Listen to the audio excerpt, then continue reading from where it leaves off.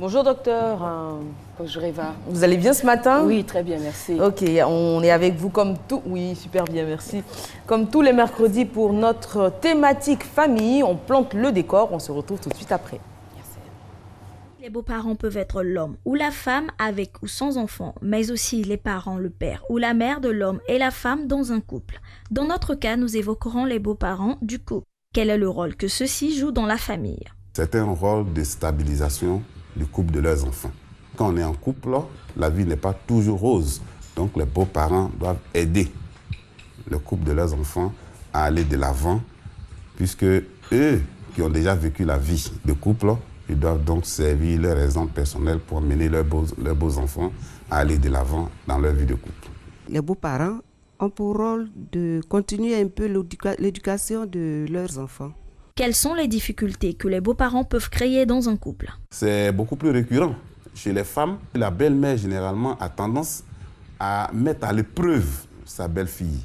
C'est-à-dire qu'elle veut prouver à son fils que le choix qu'il a fait n'est pas forcément le bon choix, ce qu'elle aurait voulu. Ils s'occupent beaucoup plus négativement de la vie du couple de leurs enfants et donc ça crée beaucoup de distensions. Ils vont même à rejeter, après les avoir mis en couple, à rejeter le comportement ou la manière de vivre des beaux enfants. Les beaux-parents cherchent à s'immiscer dans le couple, alors qu'ils ne devraient pas. Une fois que monsieur et madame, leurs enfants sont mariés, ils doivent les laisser mener leur vie. Ils continuent d'être papa et maman, mais cela ne veut pas dire qu'ils doivent s'impliquer dans le couple. Qu'est-ce que les beaux-parents attendent du couple? Ils n'attendent pas forcément de l'argent, ils n'attendent pas forcément du matériel des beaux enfants, ils attendent souvent un peu d'attention, un peu de considération. Un homme qui a sa fille, laisse sa fille en mariage, il pense qu'il la paie automatiquement. Il pense qu'il la paie et donc, si ce n'est pas prouvé par l'homme qui s'est toujours intégré dans la famille de sa femme, le beau-père ou la belle-mère ne peut que se réjouir. Et c'est tout ce qu'ils ont généralement besoin.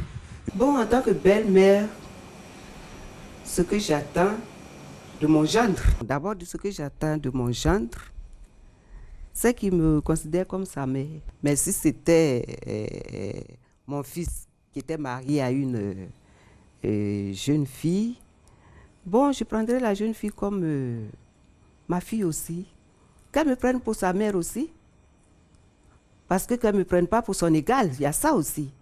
Parce qu'il y a des jeunes filles qui pensent que la belle-mère est leur égale. Et bon, parfois même, elles leur tiennent des propos. Les beaux-parents, cas des parents du couple, devraient laisser vivre le couple selon ses envies et jouer seulement le rôle d'harmonisateur. Intervenir seulement en cas de problème en donnant des conseils pour la bonne marche de la famille. Voilà, le postulat est clair, le rôle des beaux-parents dans la famille, un rôle franchement auquel personne ne peut y échapper de bonne manière ou de mauvaise manière. C'est le thème donc de notre débat aujourd'hui avec le psychologue maison de ces matinales, Dr Assou Nguessan. Bonjour. Rebonjour. Rebonjour. Alors, rebonjour. Ça fait la troisième fois que tout de suite, qu'est-ce que vous pensez de ce reportage et de ce qui a été dit là-dedans? Le reportage met juste en évidence ce qui devrait être. Donc ça paraît tout à fait beau, avec des précieux conseils. Mais la vérité, c'est que dans la formation du couple, le rôle même des beaux-parents déjà doit être bien clair avant même que le couple se forme. Voilà ce que je peux en dire dès maintenant. Alors, avant que le couple ne se forme, c'est-à-dire que quand l'homme va vers la femme, absolument, il doit déjà dans sa tête savoir la place qu'il accordera à ses parents biologiques, la place qu'il accordera à celle qui deviendra son épouse, aux enfants. Il faut que ce soit bien structuré dans la tête. Ce n'est pas sur le terrain qu'on décide. Non. Le terrain. Bah, non. Non. Dis ainsi non. Parce que avant de se mettre en couple, je pense que c'est une projection.